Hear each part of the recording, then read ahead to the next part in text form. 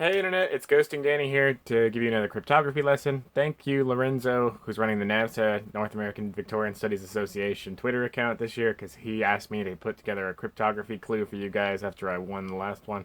Um, so this is the one that I personally came up with. So I'm not going to tell you how to break it because I knew what the answer was. I'm just going to show you how it's done. Um, if you're coming to NAVSA, remember that the early bird special deadline is rapidly coming up, so make sure that you register as quickly as possible so that you can get that discount.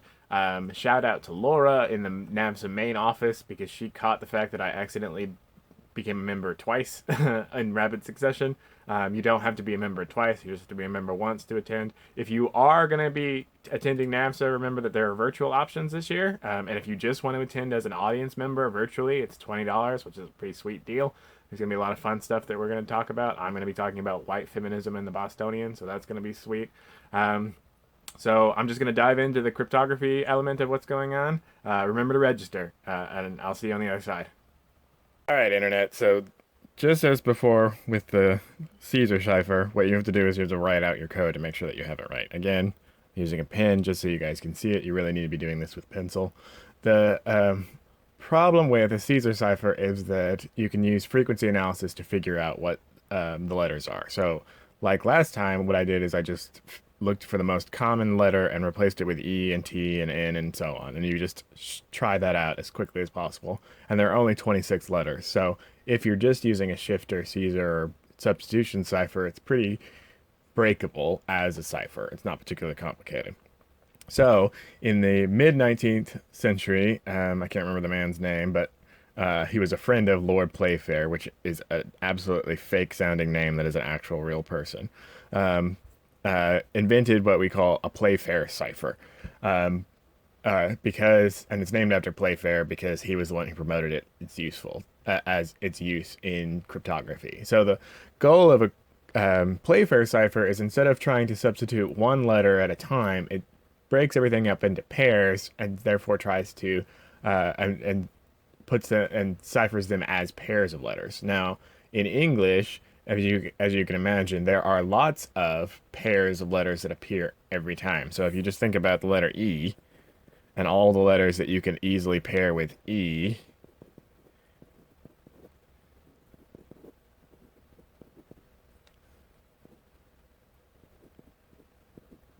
right?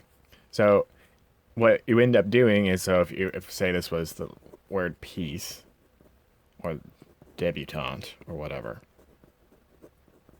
we're hiding the E because the E gets paired up with either PE or EA, DE or EB. And depending on where it is in the message you're sending, it's going to get a different substitution regardless because of the way that the thing is constructed. So you had to know that it was a Playfair cipher, and I think Lorenzo did a pretty good job of hinting that that was what was going on. So if you knew anything about ciphers, you know about a Playfair cipher. A Playfair cipher is constructed like this, and you build a box, and it's got to have 25 by 25. So it's got 3, 4, 5.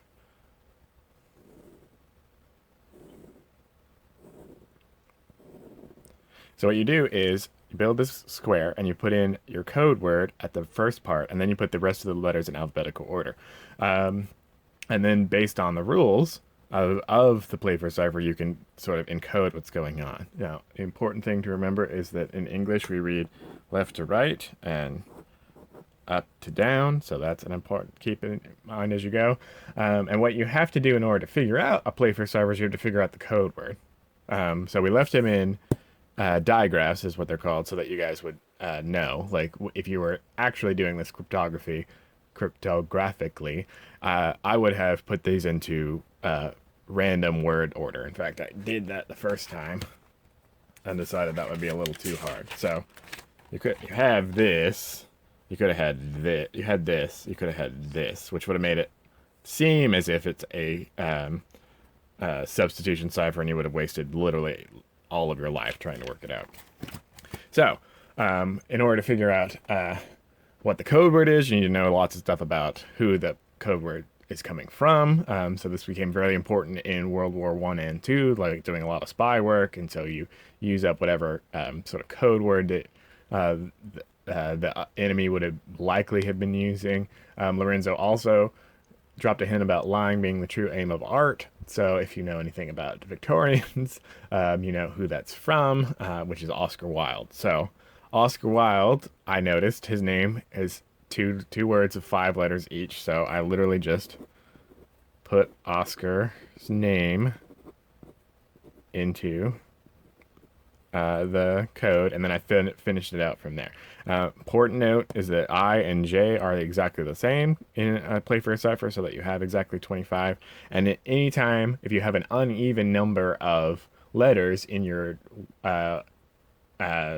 message that you're trying to send, you replace the ones that you add an extra Z or X, depending on whatever your particular style is. So you have Oscar Wilde, and then you have B, so we already have C, D, E, so F, G, H, I already have I and J because I and J, K, L, M, N, O, P, Q, R, S, T, U, V, W, actually, sorry, not W, X, W is already up, Y, and Z. Okay, so Oscar Wilde, and then the rest of this thing. So whatever happens is when you have a particular code, 2 words, what you have to do is you define them in the grid somewhere.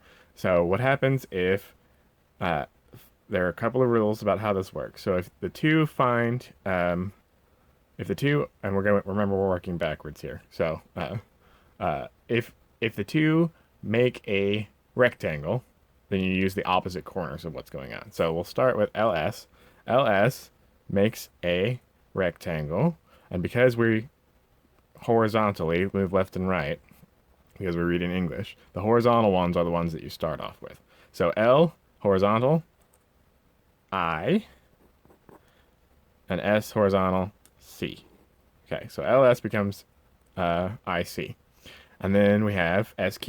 So SQ also makes a triangle. So again, S becomes A, and Q becomes N. All right?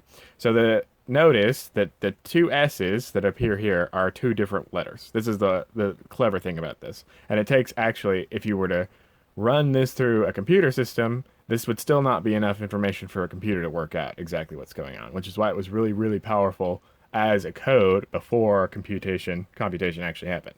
And even a computer would need a lot more information than this little phrase in order to crack the code. Okay, EK.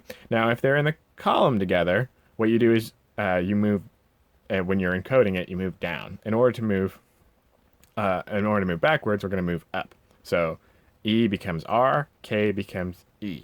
So R, E, and then IF, same deal. So I, F, we have to move up. So I becomes S, F becomes I. R and N, we have our same rectangular sort of problem. IZ, trying to get to one that actually, IZ, E, EV, KE becomes, so KE becomes KE becomes ER. Now notice, again, that KE and EK have 2 different, are swapped together because they're structured on the, they're together in the same plot. So that if you worked it out with, if you spent some time with it, you could probably work out that KE and EK are related and similar sort of letters. So they actually, encode the opposite way. So it's not that frequency analysis is possible with this, it's that it just takes a lot more time and energy.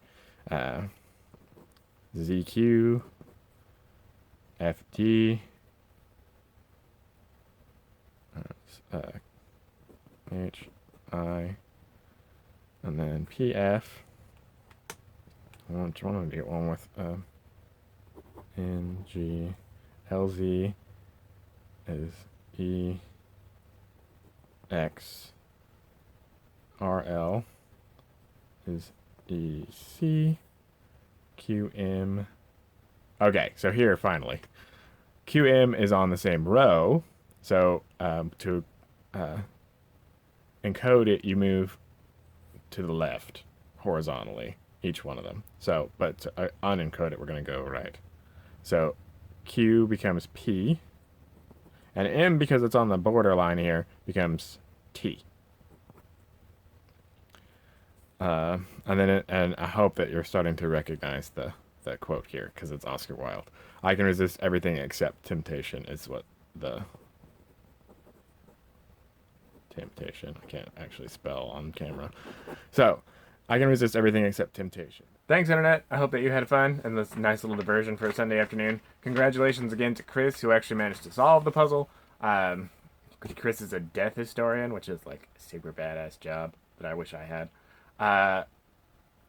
Remember that we're registering for NAVSA right now, so if you register now, I think it's the 18th is the last day for the early bird special, but I might be wrong about that.